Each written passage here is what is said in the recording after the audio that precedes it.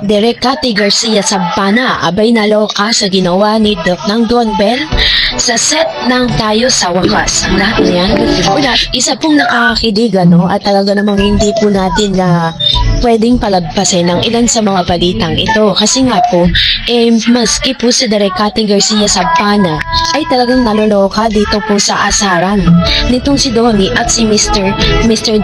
Donnie Pangilinan and Miss Bell. Sa mundo po kasi ng showbiz sa Pilipinas, kakaunti lamang ang mga love team na nagtatagal at patuloy na minamahal ng publiko. At isa sa mga tambalang patuloy na pinapaboran ng mga manonood ay ang tambalan ni Bel Mariano at Donnie Pangilinan na kilala rin bilang Don Bell. Kamakailan lamang muling naging usap-usapan ng dalawa matapos lumabas ang balita tungkol sa pang-aasar ni Bel at kay Donnie at kasabay nito ang papuri ng kanilang fanbase na sinasabing nananatiling loyal, solid at hindi toxic. Ang mga balitang ito ay nagbigay ng panibagong kilig at interes sa kanilang mga tagahanga, lalo na't matagal na rin sinusubaybayan ng publiko ang kanilang tambalan mula sa kanilang mga proyekto sa telebisyon hanggang sa mga pelikula. So, sa isang ulat sa entertainment section ng Abante, kinuwento ang ilang moments sina Bel at Donnie kung saan makikitang may natural na asaran at kulitan ang dalawa. Para sa maraming fans, ang ganitong klase ng interaction ay nagpapakita kung gaano sila kakomportable sa isa't isa. Sa showbiz, hindi lahat ng love team ay may ganitong klaseng chemistry. Kaya naman tungtuwa ang mga tagahanga kapag nakikita nilang nagkakatuwaan lamang ang mga kanilang mga idolo. Sa katunayan, hindi ito ang unang pagkakataon na naging viral ang kanilang sweet at kulitan moments. Sa mga nakaraang events at guesting, madalas mapansin ng publiko ang pagiging playful ng dalawa sa isa't isa. Isang bagay na lalong nagpapalakas sa kanilang tambalan. So, hindi rin may kakailan na malaki ang naging epekto ng tambalan ni Bel at Donnie sa modernong showbiz. Sumikat sila sa mga proyekto na naging paborito ng mga kabataan at mga manonood sa telebisyon. Sa paglipas ng panahon, lumawak ang kanilang fanbase hindi lamang sa Pilipinas kundi maging sa isang ibang bansa. Ang kanilang tambalan ay nagbula sa mga proyekto kung saan ipinakita nila ang natural na chemistry sa harap ng kamera. Kalaunan ay naging isa sila sa mga pinakasikat na love team ng bagong henerasyon. Isa sa mga highlights ng ulat ng bandera ay ang pagkilala sa Don Bell fans bilang isa sa mga pinakasolid na fanbase sa industriya. Ayon sa ulat, malaking tulong sa career ni Bel at Donnie ang pagkakaroon ng pagkakataon na gumawa muna ng mga solo project bago muling magsama sa isang proyekto. Nakatulong ito upang mas lalo pang mahasa ang kanilang kakayahan bilang mga artista.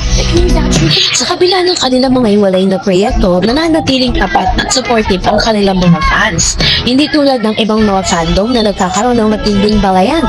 Online, ang Don Bell supporters ay kilala sa pagiging loyal at hindi toxic. Sa isang interview kasi ni Miss Bel Mariano ay kinoment niya yung kanyang mga loyal fan, yung kanilang mga loyal fans na talagang sumusuporta sa kanila from day one up to the present. Para sa maraming observers sa showbiz, ito ang isa sa mga dahilan kung bakit patuloy na tumatagal ang kasikatan ng tambalan. Solo project na nagpabuti sa kanilang career. Sa mga nakarang taon, parehong nagkaroon ng pagkakataon sina Bel at Donnie na gumawa ng sariling proyekto. Para kay Bel, mahalaga ang mga ganitong proyekto dahil nagbibigay ito ng pagkakataon na ipakita ang kanyang kakayahan bilang actress at singer. Samantalang si Donnie naman ay nagkakaroon din ng pagkakataon na sumabak sa iba't ibang roles upang mapalawak ang kanyang acting range. Ayon po sa ilang ulat, ang mga solo project na ito ay hindi lamang nakatulong sa kanilang personal growth, kundi nagdagdag din ng excitement sa kanilang muling pagsasama sa screen. Kapag ang dalawang artista ay muling nagsama matapos ang ilang panahon na hiwalay ang mga proyekto, mas nagiging sariwa at mas exciting ang kanilang tambalan. Isa sa mga dahilan kung bakit patuloy na sinusuportahan ng publiko ang Don Bell ay ang kanilang natural na kilig factor. Sa mga interview, aminado si Bell na may special na lugar si Donnie sa kanyang buhay at tinawag pa niya itong special person at isang blessing na hindi lamang sa kanya kundi pati na rin sa kanilang mga supporters.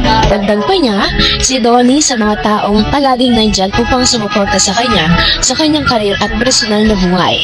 Ang ganitong mga payag lalong nagpakilig sa kanilang fans sa matagal nang umaasang makita silang magtagumpay sa trabaho o personal na buhay. Muling magsasama sa isang bagong project, mas lalong nadagdagan ng excitement ng fans nang mapabalitang muling magsasama ang sina Belle at Donnie sa isang bagong pelikula. Para sa dalawa, ang proyektong ito ay isang pagkakataon upang ipakita ang mas mature na version ng kanilang tambalan.